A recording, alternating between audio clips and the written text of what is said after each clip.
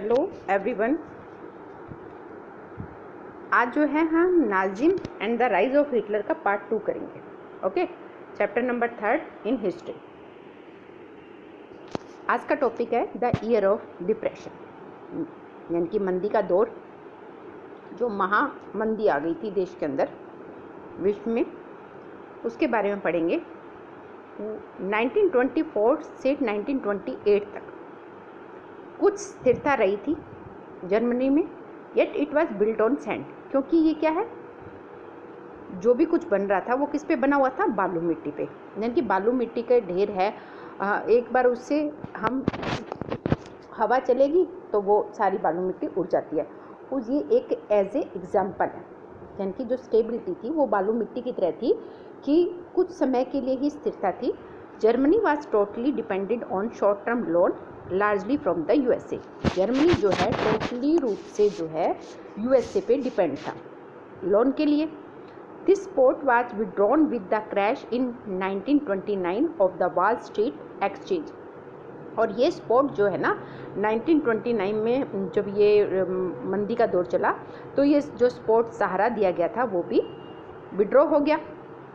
किसकी वजह? Of wall street exchange की वजह से। German economy was hit badly. Germany बहुत की जो आर्थिक स्थिति थी बहुत ज़्यादा इससे प्रभावित हुई बुरी तरीके से। It led to social unrest, सामाजिक अनरेस्ट बन गया था लोग बाग, मतलब कि अस्थिरता की वजह से। The middle class and working population was filled with the fear of प्रोलेटरेशंस।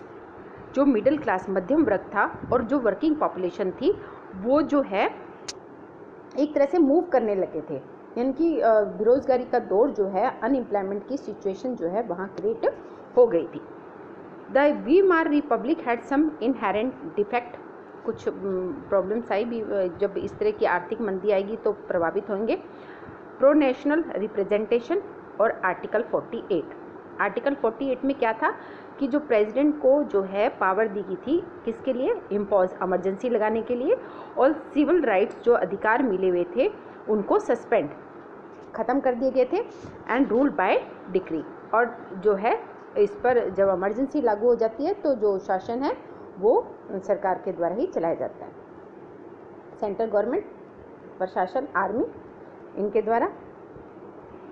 Hitler was, इन सब बातों की वजह के कारण ही जो है हिटलर का राइज हुआ था। Hitler rise to power, Hitler जो है पावर में आया। तो सबसे पहले हम हिटलर के बारे में करेंगे। Hitler was born in Austria in 1889। Hitler का जन्म जो है ऑस्ट्रिया में हुआ था 1889 को। He earned many medals for bravery in the first world war. जब प्रथम विश्व युद्ध हुआ था तो उसने बहादुरी के लिए बहुत सारे मेडल्स जो है जीते थे। The German defeat horrified him. German हार की वजह से बहुत भयभीत था। The treaty of Versailles made him furious, और उसका एक कारण ट्रीटी ऑफ वर्साइल भी था जो उनको फ्यूरियस बना रहा था, यानी कि बहुत ज़्यादा आतंकित। He joined the German worker party and renamed it national social German worker party. अब हिटलर ने क्या किया? He join the German worker party, और उसने जो है जर्मन वर्कर पार्टी को ज्वाइन किया और उसका नाम रख दिया national socialist German worker party. This later came to be known as, और जो बाद में किस नाम से जानी गई? नाजी पार्टी के नाम से, क्योंकि जर्मन बुरी तरह हार चुका था प्रथम विश्व युद्ध में।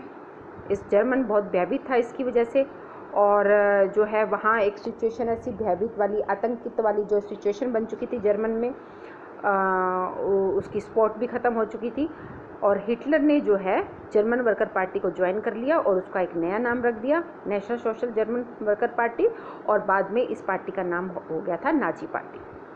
Nazim become a mass movement only during the great depressions.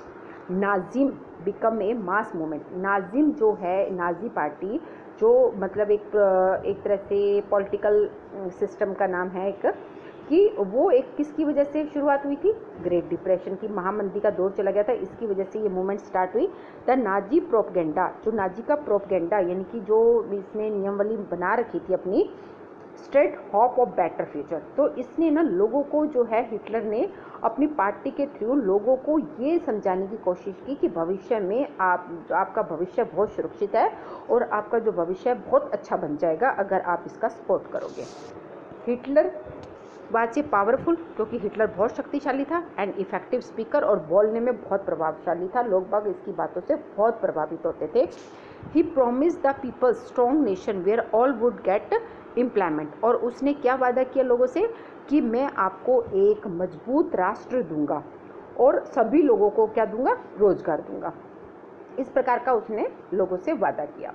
His politics include the significant rituals and spectacles in mass mobilisations. और इसने जो है ना